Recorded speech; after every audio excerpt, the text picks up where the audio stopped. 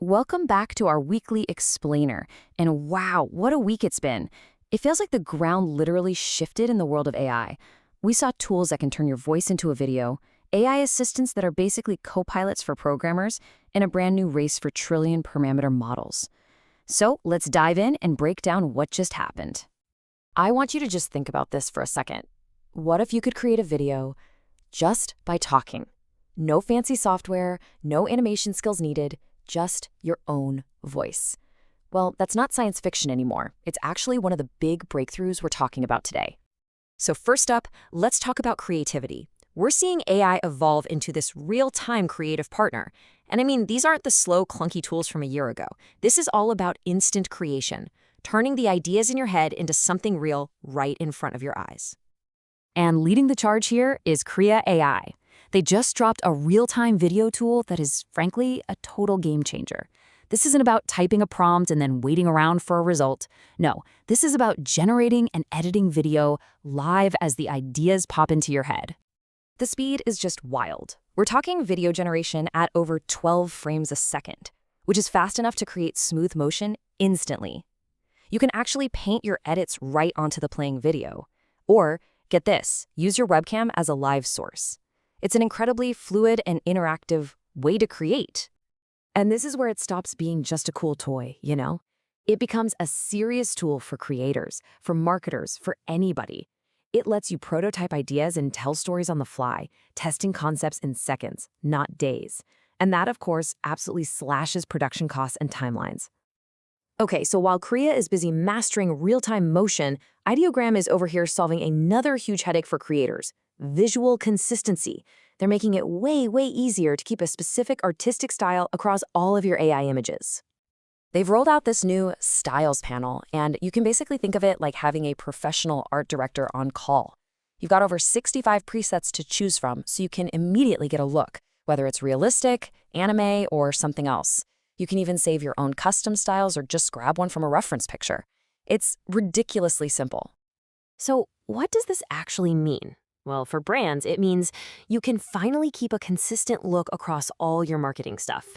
And for the rest of us who aren't professional designers, it just blows the doors open, making high-quality design accessible to pretty much everyone. All right, remember that question from the very beginning about making video just by talking? Well, this is it. This is where it becomes a reality. Grok's Imagine feature now has something they're calling access to speech. And the process couldn't be simpler. You literally just speak your idea out loud. Grok then cooks up a short 6 to 15-second animated video, and it even adds a soundtrack. You can also tell it what kind of vibe you're going for, from normal all the way up to spicy. I mean, this completely changes the game for animation. All of a sudden, you don't need years of training or complex software to make a cool little animated clip. It really does make creating this kind of content more accessible and inclusive than it has ever been before. Okay, so it's not just creative work that's getting this massive upgrade. AI is also becoming an absolutely essential partner for developers, and it's starting to change how software gets made at a fundamental level. First up, a feature inside ChatGPT that anyone doing research or coding has been dreaming of: branching conversations.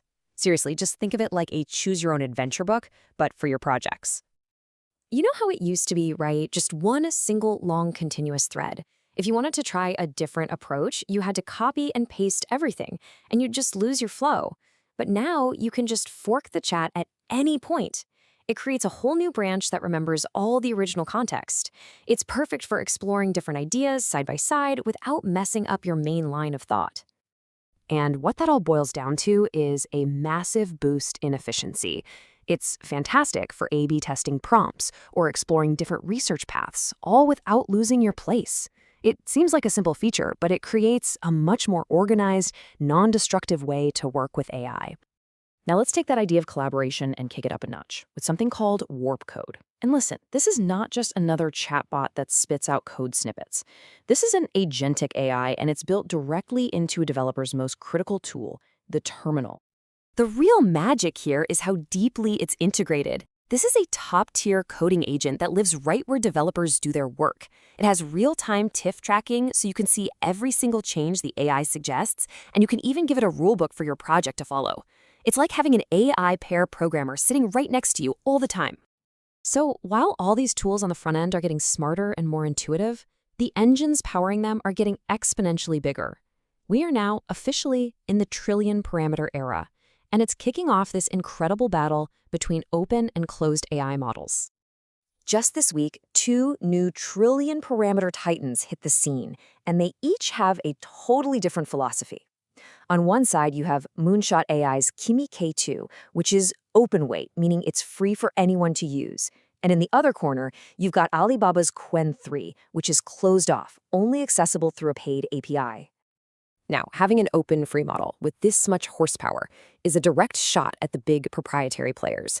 It has the potential to supercharge innovation by putting state-of-the-art AI into the hands of developers and researchers everywhere, without that huge price tag.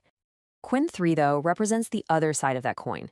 Being closed source and only available through a pricey API makes it a tool that's really geared towards big enterprise customers with deep pockets. It's incredibly powerful, for sure, but that approach could really limit its use by the broader research community. Which brings us right back around, full circle. We've seen these incredible tools, we've looked at the massive cloud-based engines behind them, but the final frontier, and maybe the most exciting one, is taking all of that supercomputer power and putting it directly into our hands, onto the devices we use every single day. So what exactly is on-device AI?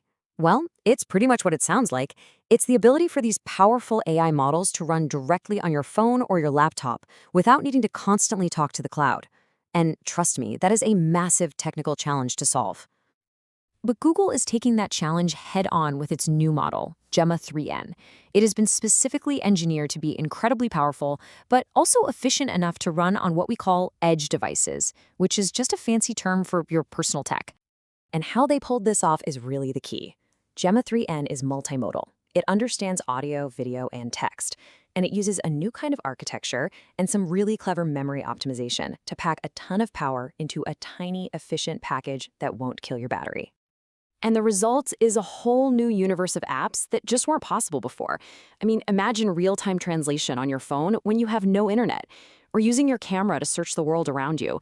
And because your data never has to leave your device, it's faster, it's more reliable, and it's a whole lot more private. So all of this leaves us with one heck of a question. This week, we saw AI become a personal creator that fits in our hands and a corporate superpower living in the cloud. We saw it become open for everyone, and we saw it become closed for the highest bidder. So as these two powerful paths move forward, you have to wonder, who will truly own the future?